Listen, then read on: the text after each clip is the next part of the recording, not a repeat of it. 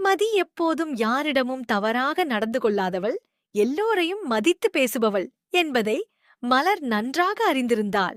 இருந்தும் வீட்டிலுள்ள பெரியவர்களின் பயம் காரணமாக அவளிடம் பேசாமல் இருந்தது தன் வாழ்க்கையில் செய்த மிகப்பெரிய தவறு என்று எண்ணத் தொடங்கினாள். மதி தனியாக எவ்வளவு கஷ்டப்பட்டிருப்பாள், எவ்வளவு அவமானங்களையும் குற்றச்சாட்டுகளையும் தாங்கியிருப்பாள் என்று நினைத்தபோது மலரின் கண்கள் கலங்கின.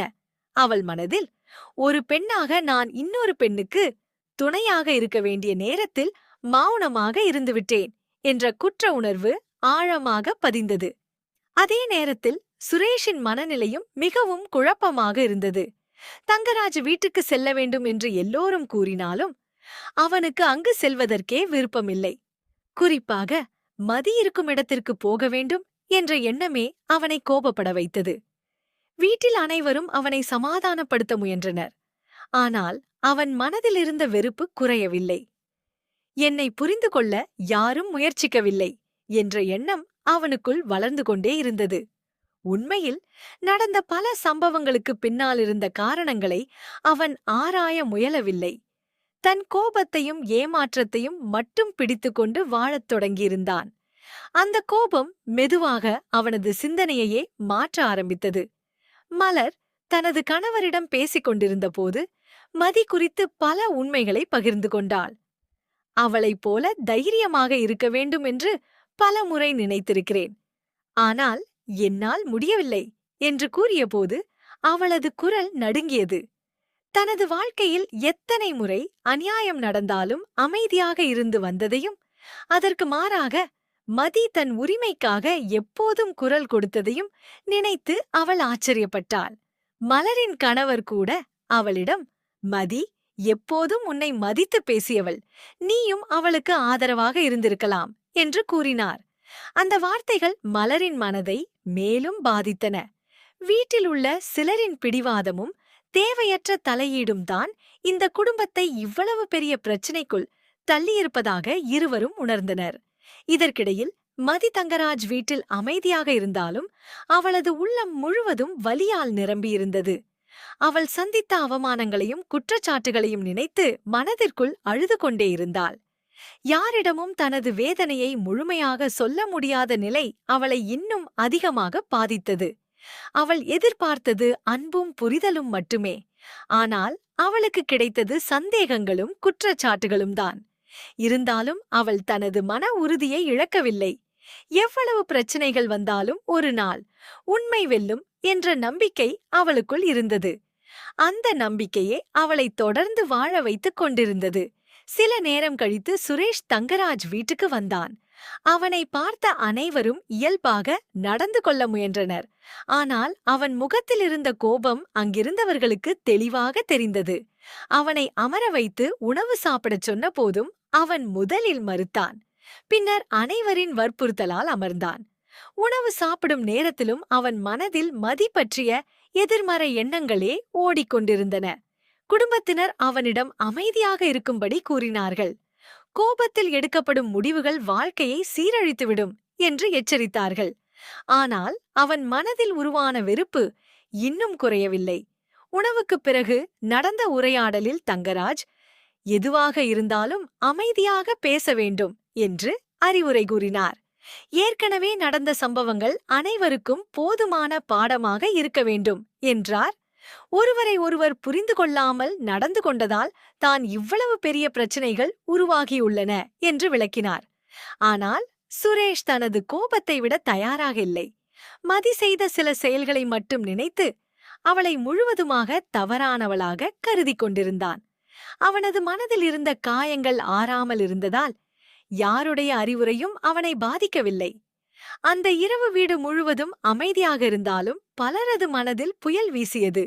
மதி தனியாக அறையில் அமர்ந்து தனது வாழ்க்கையை நினைத்து கொண்டிருந்தாள். திருமணத்திற்குப் பிறகு மகிழ்ச்சியான வாழ்க்கை கிடைக்கும் என்று கனவு கண்டிருந்தாள்.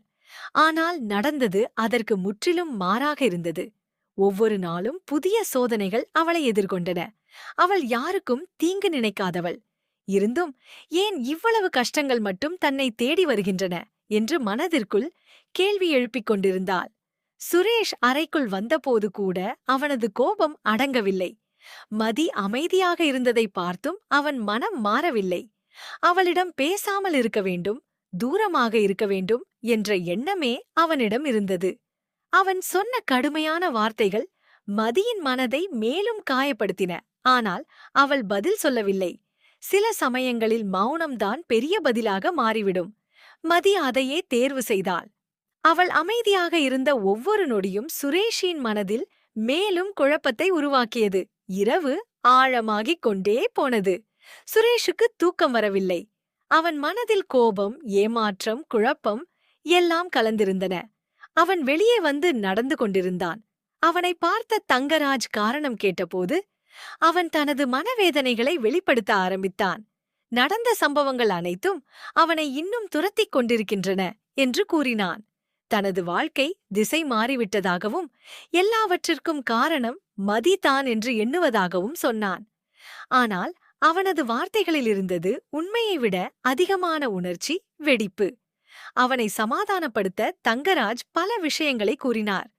திருமண வாழ்க்கையின் ஆரம்பத்தில் கருத்து வேறுபாடுகள் இருப்பது சாதாரணம் என்றும் காலப்போக்கில் எல்லாம் சரியாகிவிடும் என்றும் நம்பிக்கை கொடுத்தார். ஆனால் சுரேஷ் அந்த நம்பிக்கையை ஏற்க தயாராக இல்லை. அவனுக்கு எதிர்காலமே இருண்டதாக தோன்றியது. அவன் பேசும் ஒவ்வொரு வார்த்தையும் அவனது மன அழுத்தத்தை வெளிப்படுத்தியது.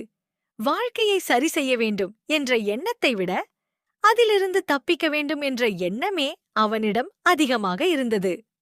மறுபுறம் மதி தனது வாழ்க்கையை மீண்டும் கட்டியெழுப்ப வேண்டும் என்ற உறுதியை மனதில் வளர்த்து கொண்டிருந்தாள். எவ்வளவு பிரச்சனைகள் வந்தாலும் தன்னை யாரும் உடைக்க முடியாது என்று தீர்மானித்தாள். அவள் அழுதாலும் அந்த கண்ணீருக்குள் கூட ஒரு போராட்ட மனப்பான்மை இருந்தது. தன்னை தவறாக புரிந்து கொண்ட அனைவருக்கும் ஒரு நாள் உண்மையை நிரூபிக்க வேண்டும் என்ற எண்ணம் அவளுக்குள் வலுவாக உருவாகிக் கொண்டிருந்தது. காலம் செல்ல செல்ல இந்த குடும்பத்தில் பல உண்மைகள் வெளிச்சத்துக்கு வரப்போகின்றன என்ற அறிகுறிகள் தென்பட்டன. இதுவரை மறைந்து கிடந்த பல ரகசியங்கள் வெளிப்படும்போது யார் சரி யார் தவறு என்ற உண்மை அனைவருக்கும் புரிய போகிறது. சிலர் தங்கள் செயல்களுக்கு வருந்த வேண்டிய நிலை உருவாகும். சிலர் தங்களது தவறுகளை உணர்ந்து மன்னிப்பு கேட்க வேண்டிய சூழ்நிலை வரும். அந்த மாற்றத்தின் தொடக்கம் மிக அருகில் இருந்தது. மலரும் தனது வாழ்க்கையில் ஒரு புதிய முடிவை எடுக்க தயாராக இருந்தாள். இனிமேல் பயந்து மௌனமாக இருக்கக்கூடாது என்று முடிவு செய்தாள். உண்மை எங்கு இருக்கிறதோ அங்கு நிற்க வேண்டும் என்ற எண்ணம் அவளுக்குள் உருவானது. மதி அனுபவித்த வேதனைகளை பார்த்த பிறகு தன்னுடைய பழைய மனநிலையை மாற்றிக்கொள்ள வேண்டியது அவசியம் என்று உணர்ந்தாள். அந்த மாற்றம் அவளது வாழ்க்கையையும் குடும்ப உறவுகளையும் புதிய பாதைக்கு அழைத்துச் செல்லக்கூடியதாக இருந்தது. சுரேஷ், மதி, மலர், தங்கராஜ் மற்றும் குடும்பத்தில் உள்ள மற்றவர்கள் அனைவரும் தங்களது முடிவுகளின் விளைவுகளை எதிர்கொள்ள வேண்டிய காலம் நெருங்கிக் கொண்டிருந்தது. ஒவ்வொருவரின் மனதிலும் பல கேள்விகள் இருந்தன. அந்த கேள்விகளுக்கான பதில்கள் கிடைக்கும்போது உறவுகள் முற்றிலும் மாறக்கூடும். சில உறவுகள் வலுப்பெறலாம், சில உறவுகள் முறிந்து போகலாம். ஆனால் எந்த மாற்றம் வந்தாலும் அது அனைவரின் வாழ்க்கையிலும் ஆழமான தாக்கத்தை ஏற்படுத்தப் போகிறது. அந்த இரவின் அமைதிக்குள் பல உணர்ச்சிகள் மறைந்து கிடந்தன. ஒருபுறம் குற்ற உணர்வு, மறுபுறம் கோபம், இன்னொரு புறம் நம்பிக்கை, அதனுடன் சேர்ந்து வேதனை. இந்த உணர்ச்சிகள் அனைத்தும் ஒன்றோடொன்று கலந்த நிலையில் அந்த குடும்பத்தின் அடுத்த கட்ட வாழ்க்கை தொடங்க தயாராக இருந்தது. யாருடைய பயணம் எங்கே முடியும், யாருடைய போராட்டம் வெற்றி பெறும் என்பது இன்னும் தெரியவில்லை. ஆனால் ஒரு விஷயம் மட்டும் உறுதி. உண்மையும் மன உறுதியும் கொண்டவர்கள் இறுதியில் தங்களுக்கான நீதியை கண்டுபிடிப்பார்கள். அடுத்த நாள் காலையில் வீட்டின் சூழ்நிலை மிகவும் கனமாக இருந்தது. இரவு முழுவதும் தூங்காமல் அழுது கொண்டிருந்த மதி மனதளவில் பெரும் அதிர்ச்சியில் இருந்தாள். அவளுடைய முகத்தில் இருந்த சோர்வும் வேதனையும் பார்த்தாலே அவள் எவ்வளவு மன உளைச்சலுக்குள் இருக்கிறாள் என்பது தெளிவாக தெரிந்தது. மறுபுறம் காலையில் விழித்த சுரேஷ் தன்னுடைய முந்தைய இரவு நடந்து கொண்ட விதத்தை நினைத்து குழப்பமடைந்தான். அவன் மனதில் குற்ற உணர்வு தோன்றினாலும் அதை வெளிப்படையாக ஏற்றுக்கொள்ளும் தைரியம் அவனிடம் இல்லை. மதி அமைதியாக அறையிலிருந்து வெளியே வந்தபோது ரேவதி அவளது முகத்தை பார்த்தவுடன் ஏதோ சரியில்லை என்பதை உணர்ந்தாள். என்ன மதி, உடம்பு சரியில்லையா என்று கேட்டாலும் மதி எந்த பதிலும் சொல்லாமல் அங்கிருந்து சென்றுவிட்டாள். அந்த அமைதியே ரேவதிக்கு சந்தேகத்தை ஏற்படுத்தியது. ஏதோ பெரிய விஷயம் நடந்திருக்குது என்று அவள் மனதில் தோன்றியது. இதற்கிடையில் தங்கராஜும் சுரேஷின் முகத்தில் இருந்த பதற்றத்தை கவனித்தார். வழக்கமாக சத்தமாக பேசும் சுரேஷ் அந்த நாள் அமைதியாக இருந்தான். அவனிடம் என்ன நடந்தது என்று கேட்க நினைத்தாலும் நேரடியாக கேட்காமல் அவனை கவனிக்கத் தொடங்கினார். சுரேஷ் எதையோ மறைக்க முயற்சிப்பது போல இருந்தது. மதி தனியாக ஓர் இடத்தில் அமர்ந்து யோசித்துக் கொண்டிருந்தாள். இனிமேல் இந்த வாழ்க்கையை எப்படி எதிர்கொள்வது என்ற கேள்வியே அவளது மனதில் ஓடிக்கொண்டிருந்தது. அவளுக்கு ஏற்பட்ட வேதனையை யாரிடமாவது சொல்ல வேண்டுமா இல்லையா என்று குழப்பமாக இருந்தது. ஆனால் ஒரு விஷயத்தில் மட்டும் அவள் உறுதியாக இருந்தாள்.